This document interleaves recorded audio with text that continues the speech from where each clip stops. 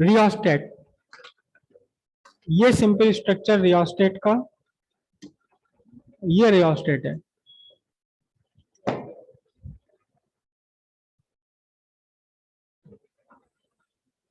ये पूरा आपका स्ट्रक्चर रियोस्टेट हुआ। ठीक है, थोड़ा और ऊपर करूं, ये पूरा स्ट्रक्चर आपका रियोस्टेट। सिंपल सी बात है, ये एक नॉन कंडक्टिंग मटेरियल है, सिलेंडर है ये व्हाइट कलर का नॉन कंडक्टिंग। और ये जो नॉन कंडक्टिंग सिलेंडर है, इस सिलेंडर के ऊपर ये वायर लपेटा हुआ है। देखने में तो ये लग रहा है मिला मिला, लेकिन ये एक्चुअली दोनों टर्न आपस के कंसेक्यूटिव टर्न इसके अलग अलग है। अभी आपको एनलार्ज करके दिखाऊंगा। टर्मिनल इसमें 3 टर्मिनल है, 1 2 3 टर्मिनल। ठीक है, अब इसमें हम इन 3 में से किन्हीं 2 टर्मिनल्स को यूज कर लेते हैं। या तो इन दोनों टर्मिनल्स को यूज करेंगे या इसे और इसे यूज करेंगे। ये वाइपर टर्मिनल कहलाता है, इसको यूज करना ही करना पड़ेगा हर हालत में। बाकी इन दोनों में से किसी को भी, ये वाइपर, ये आपका वाइपर हो गया जो इसके ऊपर पूरा मूव कर सकता है। रेजिस्टेंस को इंक्रीज डिक्रीज करने के लिए एक्चुअली एक वेरिएबल रेजिस्टेंस है ये।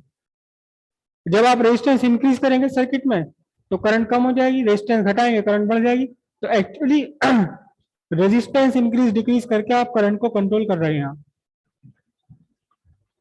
ठीक है, अगर आपने ये दोनों टर्मिनल यूज करें तो क्या होगा, और इन दोनों टर्मिनल्स को यूज करा है तो क्या होगा। ठीक है, थोड़ा इसे एनलार्ज करके देख लेते हैं। देखो, ये कंडक्टिंग वायर्स हैं, वही नाइक्रोम के वायर्स हैं और बिल्कुल एक दूसरे से सेपरेटेड है, ये बिल्कुल सेपरेटेड है एक दूसरे से।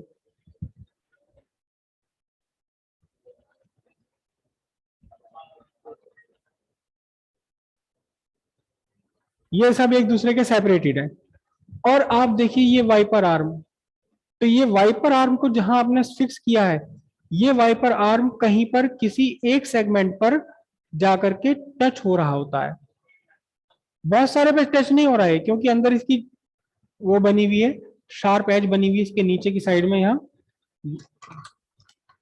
यहाँ ये शार्प एज कहाँ दे दिखाऊं, ये रहा, यहाँ ये शार्प एज होती है। चलो 3 पे भी अगर हो रहा है तो भी कोई इसमें फर्क नहीं पड़ता हमें।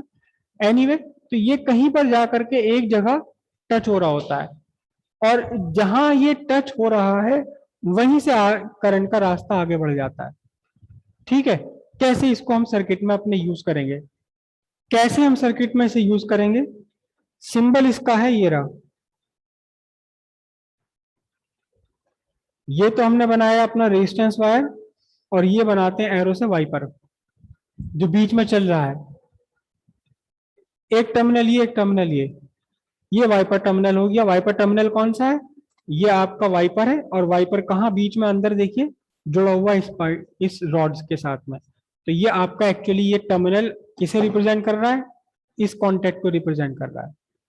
ठीक है, तो अब कैसे इसे यूज करेंगे।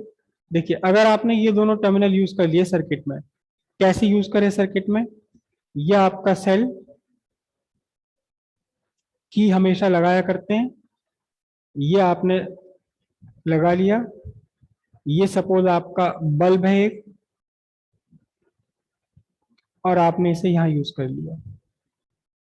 अब देखिए ध्यान से, जैसे जैसे आप इस वाइपर आर्म को दूर ले जाएंगे, अभी अभी जिस पोजीशन पर वाइपर आर्म है, करंट को कहां से पास होना पड़ेगा, इस पूरे वायर से पास होकर तब चलना पड़ेगा अगले सर्किट तक।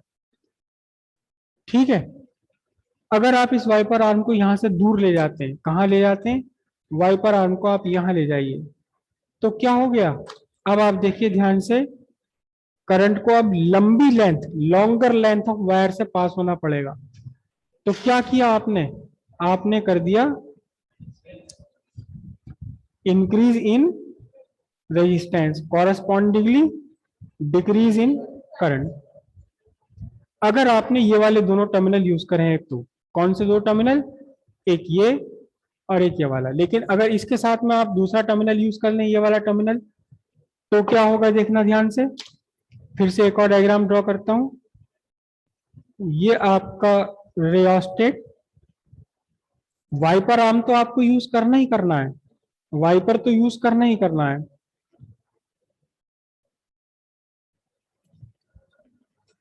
ये आपका सेल पॉजिटिव नेगेटिव और साथ में ये की, और अब आपने ये टर्मिनल यूज कर रखा है इधर।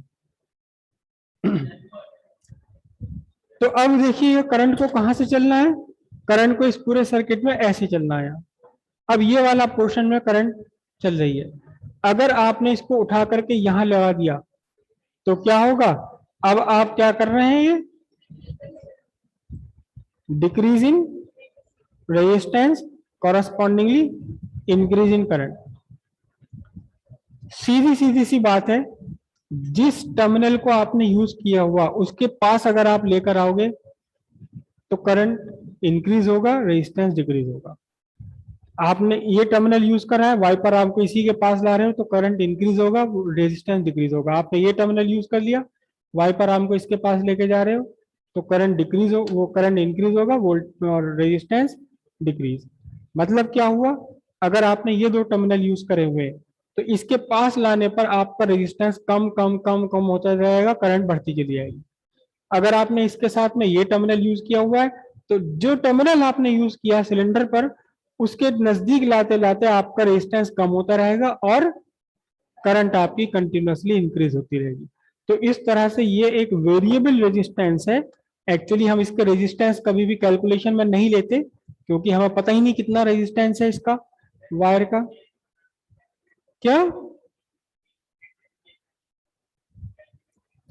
मतलब आप ये कहना चाह रहे हैं कि इसका कैलकुलेट करके यहाँ इसकी जगह एक स्केल लगा दें और उस स्केल से हमें पता लगता रहा है कितने ओम का रेजिस्टेंस वायर लाइन में आ रहा है, उसकी कोई रिक्वायरमेंट ही नहीं है हमें। फिर दूसरे इसका रेजिस्टेंस उतना प्रिसाइज नहीं होगा जितना प्रिसाइज रेजिस्टेंस होता है इस रेजिस्टेंस बॉक्स का। इसके अंदर सिंपली ऐसे तार नहीं लगा हुआ जैसे तार इसके अंदर मोड़ दिया गया, ये तो तार घुमा के लगा दिया, इसके अंदर अलग स्ट्रक्चर बना बनकर लगा हुआ ताकि उसका रेजिस्टेंस कांस्टेंट रहे। इंडक्टिव इंडक्टेंस भी उसका जीरो कर दिया गया है और कैपेसिटेंस भी जीरो कर दिया गया है, लेकिन इस रियोस्टेट का ना तो इंडक्टेंस आप जीरो कर सकते, कॉइल बन गई ना, सॉलिनॉइड बन गई है, ये तो सॉलिनॉइड बन गई बहुत बढ़िया वाली, तो इंडक्टेंस इसका जीरो कैसे कर दोगे, आप कर ही नहीं सकते। तो हमें इसके रेजिस्टेंस को काउंट काउंट में लेना ही नहीं है, तो हमें उसकी टेंशन ही नहीं है।